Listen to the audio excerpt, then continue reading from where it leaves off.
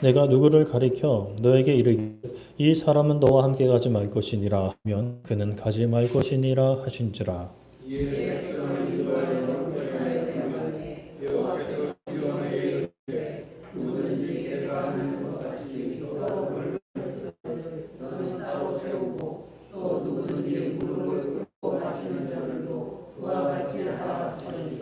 손으로 온 바 입에 대고 핥는 자의 수는 3명이요 그 외의 백성은 다 무릎을 꿇고 물을 마신지라. 여호와께서 기드온에게 이르시되 내가 이 물 핥아 먹은 300명으로 너희를 구원하며 미디안을 너의 손에 넘겨주리니 남은 백성은 각각 자기의 처소로 돌아갈 것이니라 하시니. 아멘. 네, 오늘은 거두어 가시는 하나님이라는 제목으로 말씀을 나누고자 합니다. 잠깐 저랑 눈 좀 마주치고 말씀 나눌 수 있으면 좋겠습니다. 네, 감사합니다. 네, 우리가 TV를 보면 뭐 여러 프로그램을 많이 하는데 그 가운데 요리 프로그램을 하는 것을 보게 됩니다. 관심이 없으신 분들은 잘 모르시겠지만 그 요리 프로그램에서 이제 보통 뭐 전문가라고 하시는 분들이 장인이라고 하시는 분들이 나와서 이렇게 시범을 이렇게 보여주죠. 그럴 때 과거에는 이렇게 그 조미료 같은 것을 넣을 때 예를 들어서 고춧가루 적당히, 소금 적당히, 설탕 적당히 이렇게 이야기를 합니다. 그럼 이제 참 당황스러운 거죠. 적당히라는 그 적당히가 도대체 어느 정도냐? 그래서 나중에 적당히라고 해서 적당히 넣었던 막 음식이 막 맛이 막 요란해지면 굉장히 이제 곤란한 상황이 발생합니다. 적당히라는 단어의 사전적인 정의는 정도에 알맞게, 비슷하게, 요령이라는 뜻입니다. 도대체 그 정도가 어디길래 이제 처음 해보는 요리에 비슷하게, 요령 있게 하라니. 물론 이제 요리에 좀 경험이 오래신 분은 아무리 처음 하는 요리를 하더라도 이 정도 넣으면 간이 너무 세겠다라는 것들이 있기 때문에 어느 정도 조절하실 수 있겠지만 진짜 요리의 초보 같은 경우는 뭐 적당히라고 하면 이제 굉장히 난감한 경우가 발생을 하죠. 그래서 요즘에는 이제 계량을 정확히 뭐 이렇게 뭐 몇 cc, 몇 미리 이렇게 한다거나 아니면 좀 쉽게 뭐 아빠 숟가락, 엄마 숟가락, 뭐 종이컵으로 뭐 반 정도, 뭐 하나, 둘, 뭐 이렇게 계량을 해서 방송을 합니다. 그래서 이제 우리가 이런 요리뿐만이 아니라 인생을 살면서 다다익선이라는 말이 있어서 많으면 많을수록 뭐 좋다라고 이야기를 하지만 그러나 이게 모든 상황에 적용이 되는 것은 아니죠. 특히 뭐 요리를 생각을 해보면 뭐가 하나 엄청 들어갔다 하면 매워지고 짜지고 씌어지고 달아서 이게 이제 먹는 것이 이제 곤욕스러울 때가 있습니다. 그래서 정말 적당히 넣어야 하는 것이죠. 인생도 그러합니다. 인생을 살며 필요한 것들 중에 모든 것이 많으면 많을수록 좋은 것은 아니다라는 것을 우리가 살면서 경험을 할 것 같아요. 적당히 또는 오히려 적으면 적을수록 좋은 것들도 존재합니다. 오늘 말씀에서는 기도원을 큰 용사로 부르신 하나님께서 그 기도원과 함께하는 사람들을 줄이시는 내용이 등장을 합니다. 저번 주 말씀을 간략히 살펴보면 기드온이 하나님의 부르심과 보내심을 받고 자신의 집에 있는 우상을 때려 부수고 큰 용사의 삶을 시작했습니다. 또 마침 미디안과 다른 종족들이 연합해서 이스라엘을 공격해오고 기드온은 사람들을 모았습니다. 그런데 이제 그 상황 속에 마음이 걱정되고 불안이 생기는 하나님께 무엇을 구했죠? 표적, 증거, 이적을 구했습니다. 양털물만 적게 하는 것과 또 양털만 마르는 정반대의 일을 구하죠. 이것은 하나님을 시험하는 것이었습니다. 하나님을 시험한다라는 것은 이스라엘 백성들이 하지 말아야 되는 행위였지만 하나님께서는 어떤 그 기도원의 마음을 그러한 어떤 모습을 꾸중하지 않으시고 묵묵히 기도원의 요청으로 행해 주셨죠. 우리도 때로는 믿음이 흔들려 약해질 때가 있습니다. 믿음이 아예 생기지 않을 수도 있죠. 먼저는 우리의 허락된 확실한 증거인 말씀을 보고 믿어지게 해달라고 기도를 해야 하고 또 그것으로 좀 부족한 것 같다라고 이제 여겨진다면 내 삶의 특수한 표적을 원한다면 그것을 넣고 기도해도 되는데 그러나 그 가운데 불만과 불평은 하지 말고 겸손히 조심스럽게 긍휼하심을 구해야 한다라고 말씀을 드렸습니다. 그래서 중요한 것은 그렇게 해서라도 믿음 없는 자가 되지 말고 믿는 자가 되어야 한다라고 말씀을 드렸죠.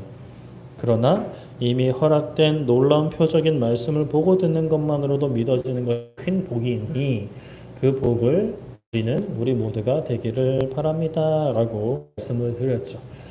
지난 한 주간 그 복을 얼마나 누리셨는지, 아니 지금 복을 좀 누려야 하는데 말씀이 계시는지 모르겠어요. 핸드폰을 보고 계시는지 말씀을 보고 계시는지 모르겠는데 말씀을 볼 수 있기를 축복합니다. 기도원이 이제 하나님께서 허락하신 증거를 보고 미디안 진영과 싸우기 위해 사람들과 함께 나아갔습니다. 그렇게 멀지 않은 곳에 서로의 진영이 대치를 합니다. 약 한 4km 정도로 추측이 되는데요. 그런데 하나님께서 기도원에게 말씀하시기를 너를 따르는 백성이 너무 많다라고 하십니다. 사사기 7장 2절에 여호와께서 기도원에게 이르시되 너를 따르는 백성이 너무 많은즉 내가 그들을 손에 미디안 사람을 넘겨주지 아니하리니 이는 이스라엘이 나를 거슬러 스스로 자랑하기를 내 손이 나를 구원하였다 할까 함이니라 라고 말씀을 합니다. 말씀 모세 10이라고 나갔죠. 죄송합니다. 그때 모인 이스라엘 백성들이 3절에 보면 3만 2천 명입니다. 적은 수는 아닙니다. 하나님께서 이들이 너무 많다 하십니다. 그런데 우리가 뭐 전쟁을 직접 경험해 보지는 않았겠지만 전쟁터에서의 군인은 많으면 많을수록 좋을까요? 나쁠까요?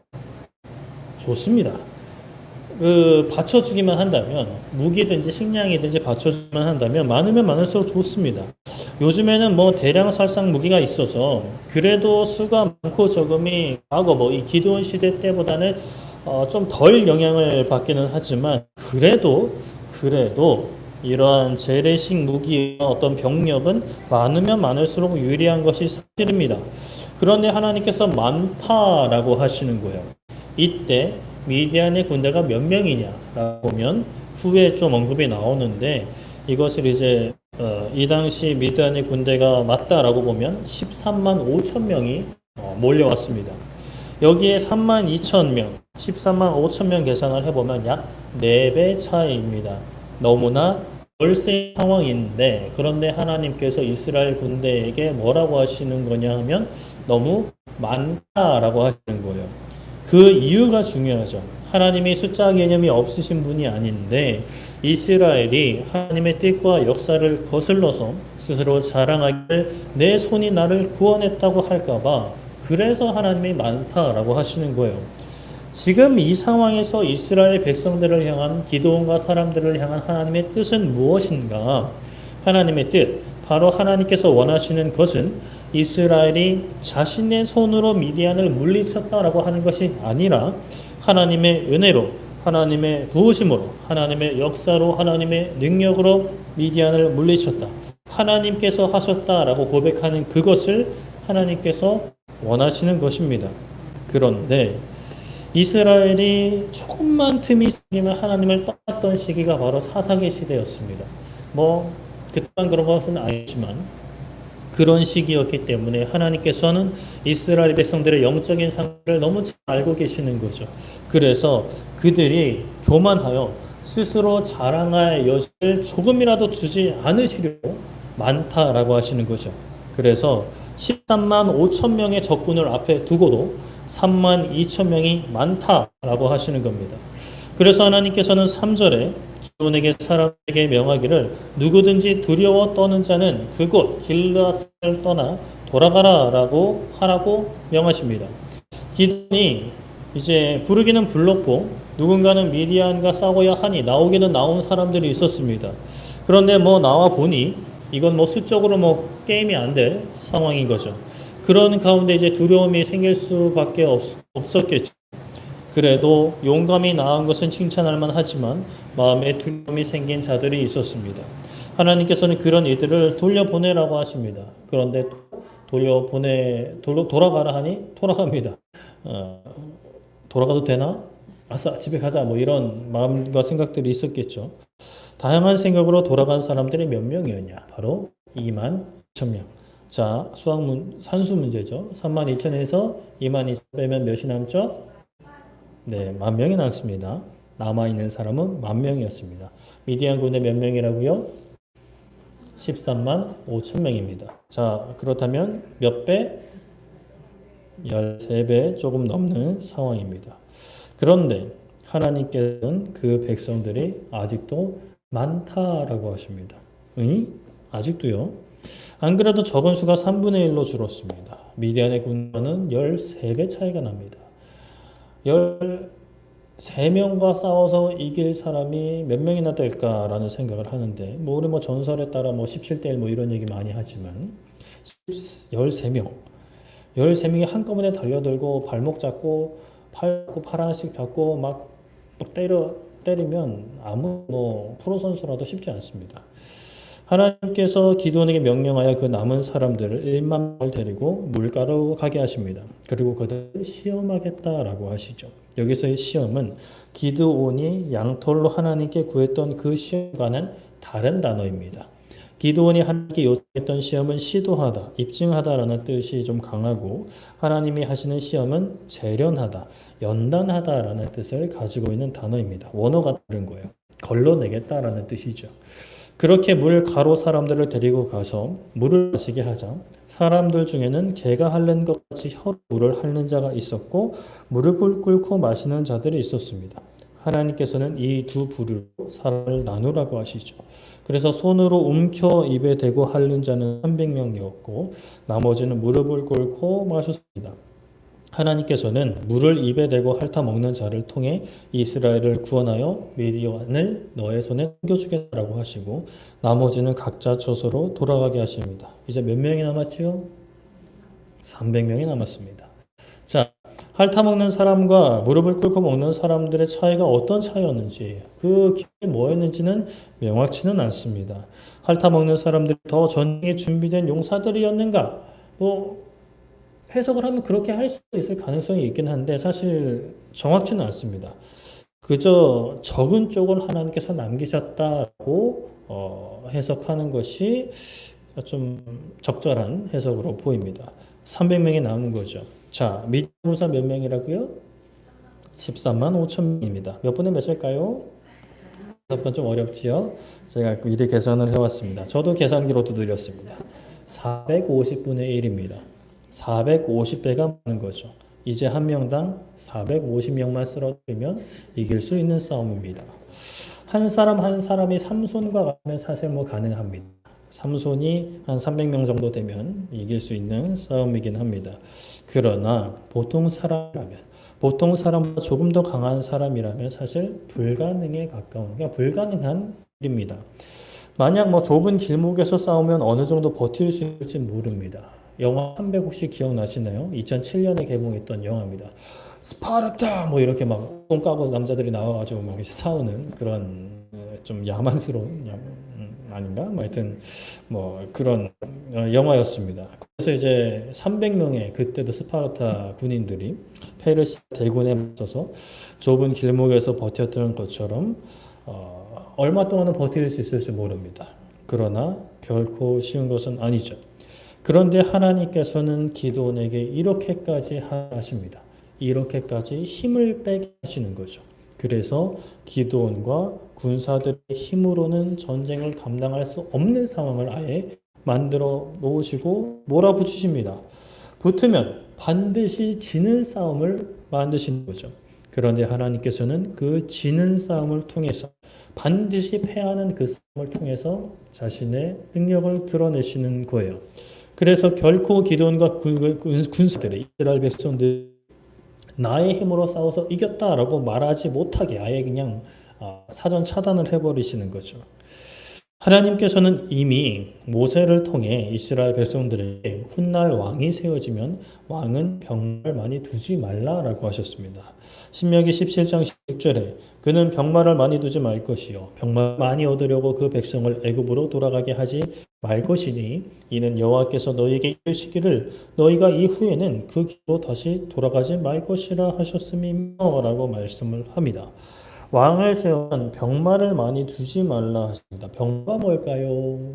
병마, 우리가 아는 그 병이 아니죠. 병사, 군마를 가리킵니다. 군대. 무엇보다 군대를 얻기 위해서 또 그 백성을 애굽으로 돌아가지 말게 하십니다. 애굽에서 구했더니 자신들의 힘을 쌓으려고 애굽으로 다시 돌아가는 것을 금지하셨죠. 병만 군대이고 군대는 힘입니다. 왕에게는 필요한 힘인 거죠. 이 땅에서 힘은 강하면 강할수록 좋을까요? 없으면 없으면 좋을까요? 뭐가 좋을까요? 있으면 좋겠죠. 특히 군대는 강하면 강할수록 좋습니다. 다른 나라를 점령할 때도 당연히 좋지만 점령하지는 않더라도 내 땅, 내 백성을 지키는데 강한 힘은 정말로 필요합니다. 힘도 없이 약한 상태에서 아무리 평화 평화 외쳐봤자 누구도 그 말 들어주지 않는 것이 세상입니다. 이때 당시는 말할 것도 없고 오늘날에도 전쟁은 안 좋은 거다라는 어떤 세계적인 동의가 이루어진 상황에서도 그냥 도라이 한 명 나오면 무작정 쳐들어가는 게 오늘날이잖아요. 지금도 전쟁이 끊이지 않는 세상입니다. 힘이 있으면 함부로 못 쳐들어옵니다. 왜? 쳐들어갔다 맞으면 내 손해니까요. 그런데 하나님께서는 왕에게 병마를 많이 두지 말라 하신 거예요. 왜 그런가? 사람의 마음에 의지할 수 있는 힘이 생기면 그것을 의지하게 되는 것이 사람의 본 마음이고 본능이고 본성입니다. 사람은 본능적으로 당장 눈앞에 있는 것, 내 가까이 있는 것을 의지합니다. 먼 친척보다 가까운 이웃이 낫다라는 말도 있듯이 사람은 눈에 안 보이는 사실 하나님보다 당장 눈에 있는 내 군대, 내 힘, 내 돈, 내 명예, 내 건강을 의지하려는 본성이 있습니다. 하나님께서도 그걸 잘 아시는 거죠. 그러니 왕에게 병마를 많이 두지 말라고 이미 왕이 세워지지도 않은 상황이에요. 사사기를 다 지난 다음에 왕이 세워지는데 이미 모세를 통해 못 박아 놓으시는 거죠. 그런데 이것이 아예 한 마리도 한 명도 두지 말아라가 아니신 거예요. 많이 두지 말라는 거예요. 두는데 써야 하는데 많이 두지 말라는 거죠. 근데 이게 참 딱 숫자를 정해주시면 좋은데 뭐 백성이 뭐 10만 명이면 군대는 10,000명까지만 둬라 이렇게 이제 율법으로 딱 정해주시면 좋은데 그렇게 하지는 않으셨어요. 각자 믿음의 그릇이 다르기 때문입니다. 누군가는 1,000명만 넘어서도 그 군대를 의지할 수 있고 누군가는 10,000명을 넘어서도 하나님을 더 의지할 수 있는 믿음이 있기 때문에 그 숫자를 딱 정해놓지 않으셨어요.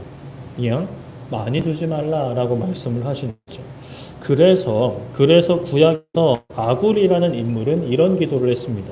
잠언 10장 7절부터 9절까지의 말씀을 제가 읽어드리면 내가 두 가지를 주님께 구하였사오니 내가 죽기 전에 내게 거절하지 마시옵소서. 곧 헛된 것과 거짓말을 내게서 멀리 하옵시며 나를 가난하게도 마옵시고 부하게도 마옵시고 오직 필요한 양식으로 나를 먹이시옵소서. 혹 내가 배불러서 하나님을 모른다 여호와가 누구냐 할까 하오며 혹 내가 가난하여 도둑질하고 내 하나님의 이름을 욕되게 할까 두려워함이니이다 라고 아굴은 하나님께 기도했습니다. 너무 배불러서 하나님 필요 없다고 할까 봐 하나님 모른다고 할까 봐 너무 가난해지면 도둑질하고 싶은 마음으로 인해서 도둑질을 하게 되고 부정한 행위를 하게 되면 하나님의 이름을 욕되게 할까 두려우니 하나님 가난하게도 마시옵고 부하게도 마시고 필요한 양식 적당한 양식을 내게 주옵소서라고 기도를 한 것입니다. 여러분들의 기도는 어떠한가요? 무엇을 구하실 때 어떻게 구하세요? 얼마나 구하세요?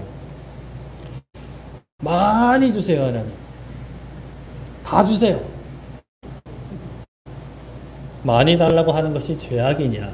결코 그렇지 않습니다. 그러나 주의해야 하죠. 그것이 나의 탐욕과 섞여서 죄에 발전하지 않게 우리는 조심해야 합니다. 그래서 제가 가이드라인을 이 시간 좀 드리려고 합니다. 일단 우리가 뭐 구하는 거 사실 뻔하잖아요. 돈, 그리고 우리 자녀들 대학, 학력, 그리고 명예 있으면 좋고, 그리고 무엇보다 건강, 남녀 불문하고 건강 우리가 달라고 하죠. 여러분들이 원하는 대로 하나님 앞에 기도하셔도 됩니다. 많이 주세요 하셔도 됩니다. 그런데 반드시 함께 기도해야 할 것이 이것으로 인해서 그 과정과 결과에 있어서 내가 마음을 빼앗기지 않고 어떤 상황에서도 하나님을 제일 우선시하는 믿음을 세우게 해달라고 기도하셔야 합니다. 이 기도를 반드시 함께 하시고 돈이든 학력이든 명예든 건강이든 뭐 기타 등등 여러분이 갖고 싶으신 것들 그냥 많이 달라고 하셔도 됩니다. 그리고 또 기도를 했으니 가만히 이제 누워있으면 안 되겠죠. 열심히 돈도 버시고 공부도 하시고 명예도 쌓으시고 건강 챙기셔야 합니다. 물론 그 가운데 부정한 방법, 불법적인 방법, 교회와 사회에 덕이 되지 않는 방법은 피하셔야 합니다. 정직하고 성실하게 덕이 되는 방법이라면 최선을 다해서 얻고자 노력하셔도 됩니다. 그렇게 또 하셔야 합니다. 그런데 내가 그것을 얻느라 정신 팔리고 하나님을 향한 마음이 소홀해지고 있다. 예배하지 못한다. 말씀 보지 못한다. 기도하지 못한다. 하나님 앞에 단 1,000원도 헌금하지 못한다. 그럼 조심스러운 말씀이지만 정신 차려야 합니다. 그 모든 것을 잠깐 멈추는 한이 있더라도 정신 차려야 합니다. 그래서 열심히 달려갔는데 가다 보니 길을 잃어버린 그런 상황이 빠지지 않게 주의해야 하는 것이죠. 잠시 멈추고 내가 지금 제대로 가고 있는가, 내가 잘못된 길로 가고 있지는 않은가를 점검해야 합니다. 그리고 또 그럴 때가 있습니다. 우리가 아무리 좋은 것을 얻고자 해도 노력을 해도 더 이상 얻지 못할 때가 있어요. 아무리 기도해도 하나님이 안 열어주시고 안 주실 때가 있습니다. 예를 들어 대학 입시를 생각을 해보면 열심히 준비를 했어요. 성적이 잘 나왔어요. 근데 수능 때 망쳤어요. 수능도 잘 봤어. 근데 대학 입시 그 날짜를 착각해서 하루 넘겨버렸어요. 이런 경우가 있을 수 있죠. 말도 안 되게 잃어버릴 때가 있고 놓칠 때가 있습니다. 돈이든 학력이든 명예든 건강이든 내가 열심히 노력을 했어요. 그런데 이게 정체가 되거나 심지어 마이너스 될 때가 있습니다. 살다 보면 그럴 때가 있죠. 그때 어떻게 해야 될까? 겸손히 받아들이는 자세가 필요합니다. 하나님 왜 이러십니까? 하나님 이거 있으면 하나님 일하려고 하는데 왜 이러십니까? 왜? 충분히 열심히 했고 좋은 결과 얻고 있는데 왜 막으십니까? 하나님이 왜 막으십니까? 라고 우리가 마음을 쏟아낼 수 있는데 그럴 때 쏟아냈다가도 정신 차려야 됩니다. 내가 겸손히 기도했어요. 성실을 했는데도 길이 막혀요. 잃어버렸어요. 돌아가야 한다면 이거는 하나님께서 막으시는 게 맞구나 라고 생각하는데 이게 불평으로 연결되는 것이 아니라 분명히 여기서 더 나아갔다면 더 얻었다면 나에게 큰 문제가 생기거나 하나님보다 더 그것을 내가 사랑하게 된다거나 또는 이미 사랑하게 되었거나 내가 다칠 수 있겠다라고 여기고 겸손히 하나님의 막으심을 인정하고 그 자리에 기다리거나 아니면 뒤로 가거나 다른 길로 가야 하는 것이죠. 바다에 이제 사는 고래 중에 사람들과 굉장히 친숙한 고래가 있다고 합니다. 그 이제 혹등고래라고 하는 고래인데 이 고래는 바다의 수호천사라고 불리는 고래인데요.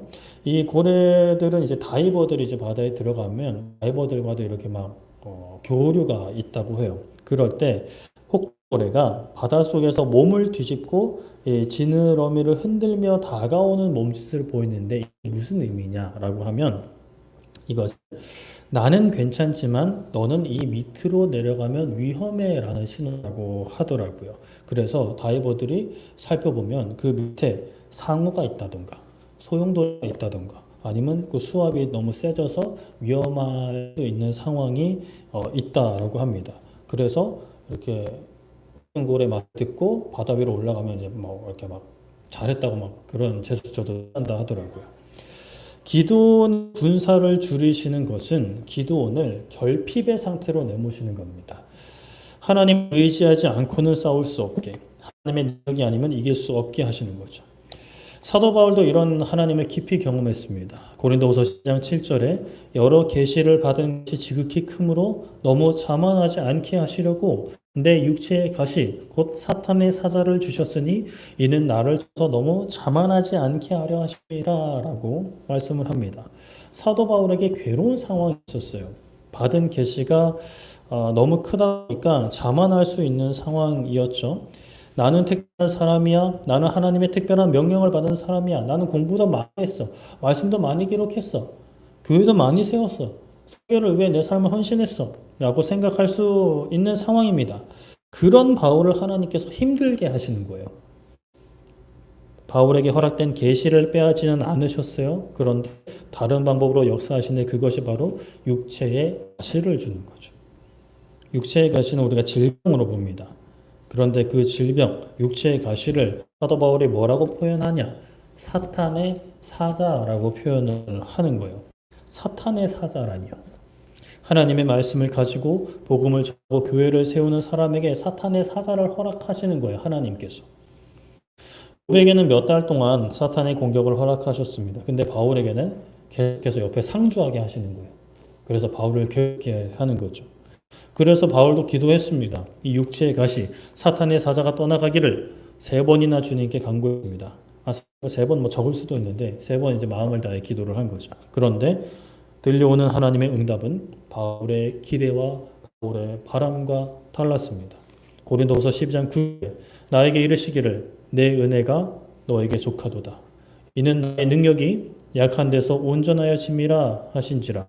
그러므로 도리어 사도 바울이 크게 기뻐함으로 나의 사도 바울의 여러 약한 것들에 대하여 자랑하리니 이는 그리스도의 능력이 내게 사도 바울에게 머물게 하려 함이라 라고 말씀합니다. 바울에게 이미 허락된 하나님의 은혜가 족하다, 충분하다, 너가 만족해야 할 만큼 내가 넉넉히 주었다 라고 하나님이 응답하시는 거예요. 하나님 육체의 가시 좀 없애주세요. 사탄의 사자가 물러가게 해주세요로 기도했더니만 아니 충분하다, 넉넉하다, 너는 만족해야 한다라고 하시는 거죠. 그것은 사도 바울이 바라던 바가 아니었습니다. 사도 바울이 바랐던 것은 그 육체의 가시가 빠져나가는 것이고 사탄의 사자가 떠나는 것이었습니다. 그런데 사도 바울은 하나님의 응답을 받고 어떻게 했습니다. 아닙니다 하나님, 내가 하나님의 일을 하려면 이 육체의 가시를 좀 뽑아주셔야 합니다. 너무 불편합니다. 여러분 손가락에 가시 박혀보셨어요? 박혀보시면 움직일 때마다 막 찌르잖아요. 아 너무 좋아 막 이러시는 분들 계세요. 그러면 병원에 가보셔야 돼요. 신경정신과를 가셔야 돼요. 가시 빼기 전에. 아픈 거예요. 힘든 거예요. 괴로운 겁니다. 그런데 하나님의 뜻을 깨닫고 사도 바울은 기뻐합니다. 그리고 약한 것들을 이제 뭐해요? 자랑해요. 나는 질병이다. 나는 가난하다. 나는 고집불통이다. 이런 나를 하나님께서 인도하사 낮추고 하나님의 일을 감당하게 하신다. 하나님의 은혜다. 내가 이 하나님의 일을 감당하는 것은 그의 능력이다 라고 자랑하는 거죠. 그리고 이어서 좀 미친 이야기를 하는데 12장 10절에 그러므로 내가 그리스도를 위하여 약한 것들과 능력과 궁핍과 박해와 곤고를 기뻐하노니 내가 약한 그때의 감이라 라고 말씀합니다. 약한 것, 즉 능력과 궁핍과 박해, 곤고를 기뻐한다는 거예요. 몸이 약하고 마음이 약한 것, 능력은 재난, 수모를 당하는 것이죠. 세상에서 조금만 부당한 일을 당해도 분노하는 우리들 아닙니까? 아니에요? 저는 그래요. 저는 그래서 운전하다가 누가 내 앞에 막 껴들면 화나요. 부당한 일을 당했다고 생각하거든요. 그러지 않으려고 기도하고 있습니다. 궁핍, 없는 것이죠. 가는 것입니다. 여러분은 어떠세요? 궁핍한 상황이 기뻐하십니까? 궁핍한 상황 처해보지 않으셨을 수도 있는데 그러면 한 번쯤 처해보시는 것도 나는 아는데 그래도 너무 싫어요. 저도 싫어요. 그런데 기뻐한대요. 또 박해 기뻐합니다. 괴롭힘을 기뻐하는 거예요. 바울이 변태라서 그런 게 아닙니다. 박해가 즐거운 것이 아니에요. 그런데 기뻐한대요. 고단한 삶이죠. 괴로운 삶을 기뻐합니다. 그 모든 것이 바울을 연약하게 하는 거예요. 연약해지는 거예요. 바울도 사람인데요. 바울이 뭐 철인이 아니잖아요. 그런데 기뻐한대. 그리고 그때 강해진다고 합니다. 연약할 때 강해진다는 거예요. 그때 비로소 하나님의 함께하심과 하나님의 은혜와 그리스도의 능력이 드러나니까 바울로서는 할 수 없는 거예요. 할 수 없는 상황을 하게 되는 거예요. 그때 이렇게 고백하는 거죠. 아, 그래 할 수 없는 상황에서도 내가 했으니까 내가 이만큼 대단하다가 아니라 할 수 없는 상황에서 했다. 내가 한 게 아니다. 예수님이 하셨다. 그리스도의 능력이다. 라고 고백을 하는 것이죠. 저도 그렇습니다. 몸과 마음이 약해지고 아픈 것이 싫어요. 능력은 참기 힘듭니다. 누가 나를 부당하게 대하면 화가 납니다. 그리고 궁핍에 처하고 싶지 않아요. 박해당하고 싶지 않습니다. 공고한 시절 지나고 싶지 않아요. 평탄하고 안전하고 넉넉한 길을 가고 싶은 것이 제 솔직한 마음입니다. 우리 교회도 좀 넉넉해졌으면 좋겠습니다. 방배동 땅 부동산 처분도 좀 잘 됐으면 좋겠어요. 그래서 예배 초소도 좀 번듯한 곳으로 월세 안 내게 이전하고 우리 교회 재정도 좀 넉넉해졌으면 좋겠어요. 그래서 사택도 이전하고 또 요즘 참 고민 많이 하는 것이 좀 아직까지는 제가 그래도 어느 정도 혼자 이렇게 하고 있는데 좀 그래도 열심히 하나님 앞에 신실하게 사역 감당하는 부목사님도 좀 모실 수 있으면 좋겠어요.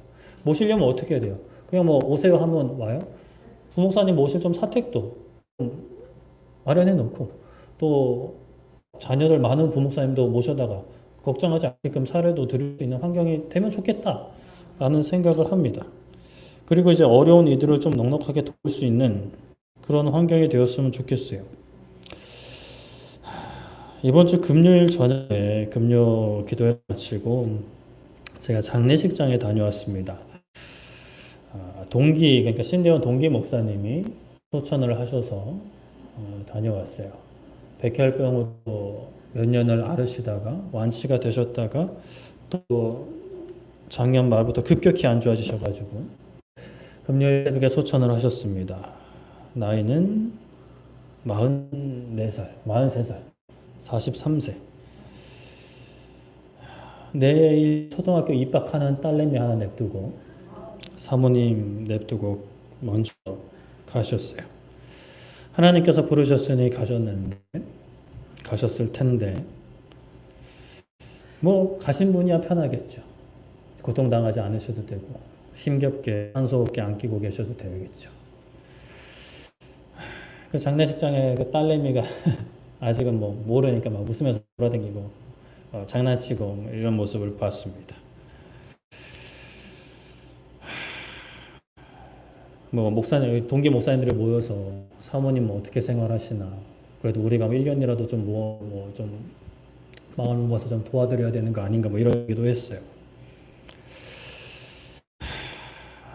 교회가 좀 넉넉하면 그럴 때 좀 힘내시라고 위로금 드리고 또 장학금도 주고 그 딸내미 최소한 대학 갈 때까지 대학 가서도 조금 한번 교회가 내주고 그럼 너무 좋겠다라는 생각을 했습니다. 교회가 할 일이 너무 많은데 그런데 또 한편으로 두려운 것이 있어요. 그렇게 우리가 넉넉한 삶, 제 개인이든 뭐 가정이든 교회 넉넉해졌어요. 평탄해졌어요. 부족함 없는 삶이 됐어요. 또 심지어 여유가 생겼어요. 그럴 때 우리가 영적으로 게을러지고 나태해질까? 하나님을 향한 갈급함이 사라질까 두려운 마음이 솔직히 있습니다. 그렇다고 뭐 능력과 공백과 박해와 공고는 좀 그거는 그래도 싫어요. 그런데 기도하는 것은 어떤 상황에서도 교만하지 않으시고 겸손히 하나님의 능력을 드러내는 우리의 삶이 되기를 기도합니다. 저 개인적으로도 저의 삶이 그렇게 하나님의 살아계심을 증거하기를 원합니다. 그리고 무엇보다 우리 교회 정말 이 마지막 세대입니다. 서로 자기의 이권을 위해서 자기 밥그릇을 위해서 싸우고 다른 사람의 아픔은 뭐 신경 쓰지 않는 이런 세대입니다. 그러한 세대에서 정말 진실된 교회, 교회다운 교회, 하나님께서 기뻐하시는 교회가 되기를 원합니다. 약한 것, 능력과 궁핍과 박해, 곤고 정말 피할 수 있다면 피하고 싶지만 그것만이 하나님을 붙잡을 수 있는 길이라면 그 길만이 그리스도의 능력을 드러내는 길이라면 당할 만큼만 허락해달라고 기도합니다. 여러분들이 우리가 바라는 것은 무엇인가요? 정말 기도하는 것, 우리가 하나님을 드러내는 것을 놓고 기도하는데 아니면 하나님도 드러나지만 그 가운데 어떻게든 내가 드러나고 나도 편하게 떵떵거리는 그런 잘 사는 삶을 살고 싶지는 않은지요. 심지어 우리 자신을 속일 때가 있습니다. 하나님께서는 우리의 마음을 깨뜨려 보시는 게 문제가 아닌 문제예요.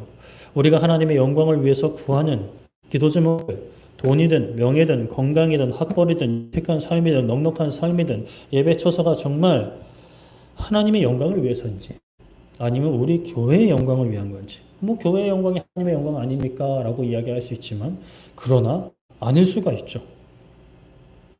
나의 영광을 위한 것인지 교회의 영광을 위한 것인지 진실로 하나님의 영광을 위한 것인지 우리는 항상 점검을 해야 합니다.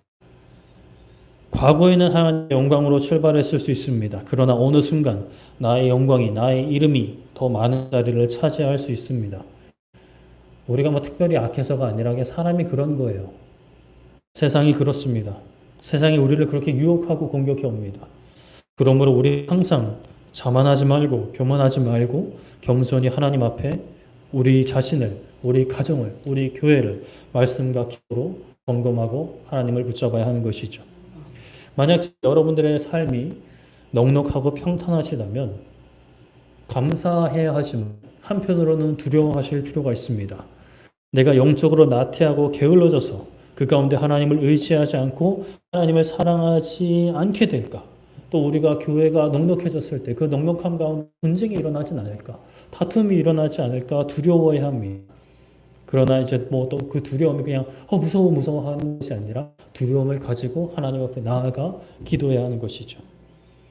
또 반대로 여러분들의 삶이 여러분들의 가정이 힘들고 어렵고 하나님께서 계속 거두어 가시고 막으실 때 짜증내고 불평하고 좌절하는 것이 아니라 기뻐하시고 감사하시고 당황하셔야 합니다.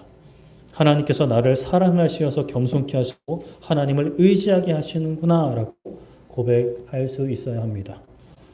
헤아릴 수 없는 지혜로 우리의 삶을 인도하시고 책임지시는 하나님을 의지하는 모두가 되기를, 그런 믿음의 사람들, 믿음의 가정, 믿음 교회 되기를 축복합니다.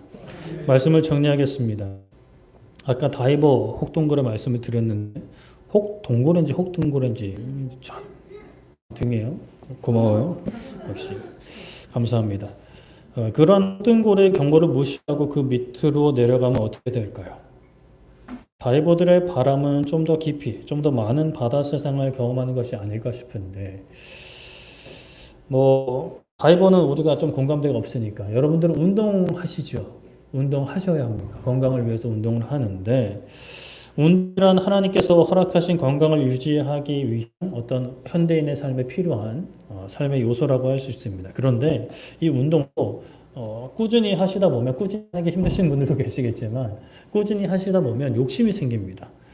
특히 남자들 헬스장 가서 열심히 무게를 들 때 더 많은 무게를 들고자 하는 욕심이 생길 수 있고 근육의 크기를 키우고자 하는 욕심이 생길 수 있습니다. 반대로 다이어트 하시는 분들은 어떻게든 더 줄이고자 하는 욕심이 생길 수 있죠. 처음에는 그 욕심이 작습니다. 아니, 처음에는 하나님 주신 건강을 유지하기 위한 목적으로 운동을 시작했을 수 있습니다. 그런데 정신 차리지 않으면 거기에 사람이 욕심에 틈타고 그 욕심에 이끌려 살다가 아예 욕심에 잡아먹혀버릴 수가 있는 거죠. 그래서 사람들이 처음에는 그래요. 헬스장 가면 아저씨들 중에 둔시 이런 아저씨들이 있어요. 그런 아저씨들한테 한번 물어보세요. 처음부터 이런 몸을 원하셨냐고. 아니라 그래요. 처음에는 그냥 이쁘고 슬림하고 요즘 연예인들의 그런 몸을 원했는데 하다 보니까 이렇게 됐다 이렇게 하시는 분들 많아요. 근데 그나마 그건 괜찮아요. 근데 심지어 금지 약물에 손대기도 하고 무리하게 무게를 늘리다가 어깨 관절, 허리, 팔꿈치 다치면 팔도 더 이상 들어올리지 못하고 걷지도 못하는 상태가 될 수 있습니다. 그리고 심한 다이어트로 인한 거식증이 생기고 거식증과 함께 요요 현상도 오고 오히려 더 건강을 해치는 그런 결과를 마주하게 될 수가 있죠. 분명 이것이 있으면 좋을 것 같은데 나만 좋은 게 아니라 하나님의 일을 더 할 수 있을 것 같은데 하나님께서 주시지 않을 때가 있어요. 막으실 때가 있습니다. 멈추라고 하실 때가 있어요. 뒤로 가라라고 하실 때 있어요. 거두어가실 때가 있습니다. 그렇게 힘을 빼게 하실 때가 있어요. 내려놓게 하실 때가 있는 거죠. 내려놓으라라고 말씀을 하시면 좋은데 강제로 뺏어가지고 막 내려놓게 하실 때도 있어요. 기드온이 나서는 전쟁은 하나님의 백성 이스라엘을 위한 전쟁이었고 하나님의 영광을 위한 전쟁이었습니다. 군사 많을수록 좋습니다. 많을수록 이길 확률이 큽니다. 그러나 하나님이 많다 하시는 거예요. 그래서 3분의 1로 줄였습니다. 아직도 많다 하셨습니다. 더 줄이십니다. 3만 명을 결국에는 300명까지 줄이셨습니다. 굳이 싸우겠다라고 하는 사람들, 두렵지 않다라고 하는 사람들까지 돌려보내십니다. 그렇게 하나님께서 기드온의 힘을 빼시는 거예요. 오늘날 우리의 힘도 빼실 때가 있습니다. 내려놓게 하실 때가 있습니다. 멈추게 하실 때가 있습니다. 심지어 뒤로 가라라고 하실 때가 있습니다. 앞으로 가도 모자를 파네. 뒤로 가라라고 하시는 거죠. 처음에는 뭐 한 번쯤은 알겠습니다라고 순종하시는데 또 그러시는 거예요. 그러면 아니 하나님 아직도요? 대체 어디까지 뒤로 가라 하십니까? 어디까지 내려놓으라 하십니까? 이것까지 제가 내려놔야 합니까? 라고 하는 것까지 내려놓으라고 하실 때가 있다는 거죠. 그러나 그것이 은혜라는 것입니다. 결국에는 그렇게 하셔서 우리의 영혼을 살리시려고 하시는 하나님의 은혜인 거죠. 그럴 우리가 해야 할 말은 하나님 왜 안 주십니까? 하나님 왜 거두어 가십니까? 왜 내 길을 막으십니까? 라고 하는 것이 아니라 물론 답답한 마음에 한 번 정도는 하셔도 하나님이 좀 봐주실 것 같긴 해요. 근데 너무 그것만 붙잡고 계시지 마시고 기도하심으로 말씀 붙이심으로 그런 마음과 생각들 내려놓으시고 기뻐하고 감사하는 마음. 사도 바울이 왜 그러한 속에서 기뻐하고 그리스도의 능력이라고 이야기했는지 그것을 우리 모두가 경험할 수 있기를 축복합니다. 나의 약함을 통해 하나님의 완전하신 능력을 하나님 드러내 주시옵소서. 내가 비록 지금 이렇게 하나님이 막으셔서 내려놓게 되고 뒤로 막 점점 후퇴하는 것 같지만 점점 더 어려운 것 같지만 하나님 나의 연약함을 통하여 나의 부족함을 통하여 역사하여 주시옵소서. 나를 지켜주시고 혹여나 마음으로 범죄하지 않도록 그 모든 내려가는 순간 뒤로 가는 순간에서도 나의 마음속에서는 하나님의 영광을 구할 수 있도록 하나님 나의 마음을 지켜주시고 불쌍히 여겨주시고 감당할 시험만큼만 허락하여 주시옵소서. 피할 길을 주시옵소서 라고 기도할 수 있는 우리 모두 되기를 축복합니다. 기도해야 합니다. 정말 기도해야 합니다. 이제 4월 총선 얼마 남지 않았고 우리 슬슬 움직여 보려 합니다. 어떻게 저도 모릅니다. 그런데 이대로는 안 되겠습니다. 매달 그 흘려보내는 돈이 너무 아깝습니다.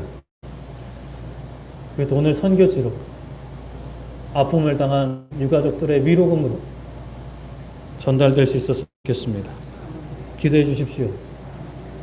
악한 마귀 틈타지 않게 틈타더라도 믿음의 방패로 물리칠 수 있게 하나님 전신갑주로 무정한 교회 될 수 있도록 같이 기도해 주시기를 간곡히 간절히 부탁을 드립니다. 자, 우리 찬양하고 기도했으면 좋겠는데요. 우리 악보집의 16번입니다. 하나님의 부르심. 하나님의 부르심에는 후회하심이 없다 합니다. 참 어제 하루 종일 마음이 좋지 않았습니다. 분명히 하나님께서 일꾼으로 부르셨을 텐데 목사로 세우셨는데 왜 이렇게 빨리 데려가시는지. 그 딸의 이름이 제가 사모님께 허락하지 못했는데 딸의 이름이 그렇습니다. 하봄이에요. 하봄. 하나님을 바라봄. 하나님을 얼마나 바라보게 하시려고 그렇게 이 땅의 아버지를 이렇게 일찍 데려가시는지 우리는 알 수 없습니다. 하나님의 계획 다 알 수 없습니다. 하지만 하나님이 역사하실 거라고 그저 믿고 또 기도하는 것밖에 없죠. 우리가 나눠줄 수 있는 건 나눠줄 수 있었으면 좋겠습니다. 날 부르신 뜻, 우리를 부르신 뜻, 내 생각보다 크고 날 향한 계획, 나의 죄로 측량 못하나 가장 좋은 길로 가장 완전한 길로 오늘도 우리를 이끄심을 믿음으로 고백하는 우리 모두 되기를 소망하고 축복합니다. 우리 함께 찬양하고 기도하겠습니다.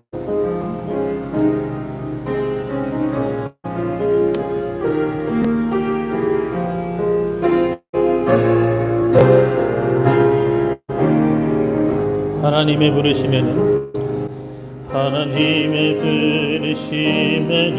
후회하심이 없네. 내가 이 자리에 선 것도 주의 부르심이다. 하나님의 부르심에는 결코 질 수가 없네. 나를 부르신 하나님의 신실하심을 믿네. 나를 부르신 내 생각보다 크고 날 향한 계획 날 지혜로 측량 못하나 가장 좋은 길로 가장 완전한 길로 오늘도 날 이끄신 믿네.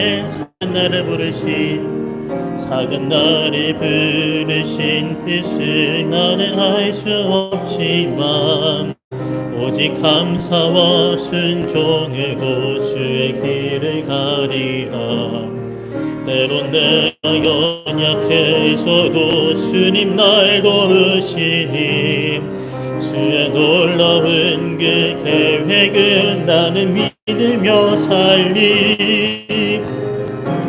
날 부르신 뜻 내 생각보다 크고 날 향한 계획 날 지혜로 측량 못하나 가장 좋은 길로 가장 완전한 길로 오늘도 날 이끄심이 날 부르신 뜻 내 생각보다 크고 날 향한 계획 날 지혜로 측량 못하나 가장 좋은 길로 가장 완전한 길로 오늘도 날 이끄심이네. 아멘. 이 시간에 함께 기도할 때 하나님의 계획과 하나님의 인도하심, 하나님의 부르심을 믿게 하여 주시옵소서. 때로는 이해할 수 없는 상황에서 하나님께서 막으시고 걸어가시는 그런 상황 속에서도 하나님 신뢰하게 하여 주시옵소서. 기뻐하게 하시고 찬양하게 하여 주시옵소서. 아버지 붙잡아 주시옵소서. 남편을 먼저 떠나보내고 아버지를 떠나보낸 그 가정의 위로를 하나님 허락하여 주시옵소서. 책임져 주시옵소서. 하나님 가정 데려가셨다오니 하나님 그 가정을 책임져 주실 줄 믿습니다. 삼위일체 하나님께서 그 가정이 되어 주시고 아버지 되어 주시옵소서라고 우리 함께 기도하며 나아가도록 하겠습니다. 살아계신 아버지 하나님, 이 시간 우리가 하나님 앞에 기도합니다. 아버지 하나님, 주 그리스도의 보혈의 공로를 의지하며 기도합니다. 하나님의 부르심에는 후회하심이 없고 아버지 잘못된 계획으로 인도하심이 없으신 하나님의 놀라운 능력과 그 지혜를 아버지 안에 붙잡으며 기도합니다. 살아계신 하나님, 우리의 삶 가운데 하는 일이 막히고 바라는 것들이 이루어지지 않고 우리가 내려놓아야만 하는 그러한 상황이 아버지 하나님 우리에게 마주할 때에도 아버지 하나님 우리가 기도하는 것을 하나님이 응답해 주시지 않는다 하더라도 우리가 가진 것을 내려놓게 하신다 하더라도 아버지 하나님 우리의 삶을 인도하시는 하나님, 우리를 부르시고 책임지시는 하나님, 아버지 하나님 우리가 그 하나님을 믿고 의지하고 신뢰하는 우리의 삶이 되게 하여 주시옵소서. 우리의 가정과 우리의 교회가 하나님을 의지하기 원합니다. 아버지 하나님 슬픔을 당한 가족을 위로하여 주시옵소서. 아버지 하나님 은혜를 주시기 원합니다. 내일 초등학교 입학해야 하는데 아버지 하나님 아버지의 손을 잡지 못하고 아버지 하나님 이제 인생을 시작해야 되는 그 귀한 인생을 아버지 하나님 지켜주실 줄 믿습니다. 아버지 하나님 우리 교회가 하나님의 부르심과 하나님의 계획의 도구로 쓰임받게 해주시옵소서. 우리의 믿음 지키기에 급급한 교회 되지 않게 해주시옵소서. 우리의 일상 지키기에 급급한 일상 되지 않게 해주시옵소서. 살아계신 하나님 바라보기 원합니다. 하나님 역사해 주실 줄 믿습니다. 우리 교회가 우리 가정과 우리 개인이 하나님의 역사의 도구 되게 하여 주시옵소서. 살아계신 하나님을 증거하는 교회 되게 하여 주시옵소서. 그 안에 믿으며 살리 날 부르신 뜻 내 생각보다 크고 날 향한 계획 나의 시대로 증량 못하나 가장 좋은 길로 가장 온전한 길로 오늘도 날 이끄심이 날 부르신 뜻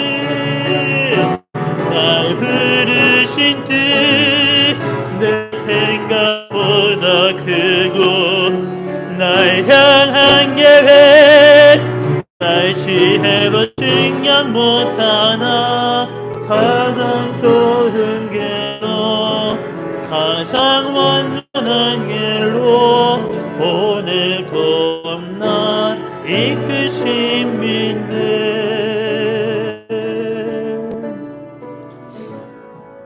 살아계신 하나님 아버지, 우리의 삶을 인도하시는 하나님 앞에 우리가 다시 한번 머리를 숙이고 기도합니다. 살아계신 하나님의 증거하는 우리의 삶이 되게 하여 주시옵소서. 높아지고 많아지는 것만 하나님을 증거하는 것이 아니라 때로는 낮아지고 잃어버리고 내려놓는 삶도 하나님을 드러낸다는 것을 잊지 않게 하여 주시옵소서. 기도원의 군사가 많다, 그래도 많다라고 하신 것처럼 아버지 하나님, 우리도 아버지 하나님 우리가 우리에게 허락하신 그 많은 것들을 통해 하나님께 영광을 드러내지만 인생을 살다가 하나님이 막으시고 내려놓게 하시고 뒤로 가실 때 아버지 하나님, 그때 우리가 불평하고 좌절하는 것이 아니라 하나님께서 이것을 통해서도 나를 통해 하나님을 드러내기를 원하시는구나 라고 고백하고 기도하고 하나님 앞에 엎드리고 하나님께 감사할 수 있는 우리의 삶이 되게 하여 주시옵소서. 아버지 하나님, 우리 현수 형제의 어머님 삶을 붙잡아 주시옵소서. 앞으로의 인생 하나님이 책임져 주시옵소서. 아버지 하나님, 일찍이 아버지를 먼저 떠나보낸 민서 하나님 책임져 주시고 하봄이 책임져 주시옵소서. 아버지 하나님께서 부르신 하나님의 종 하나님이 먼저 가셨사오니 그 가정 책임져 주시옵소서.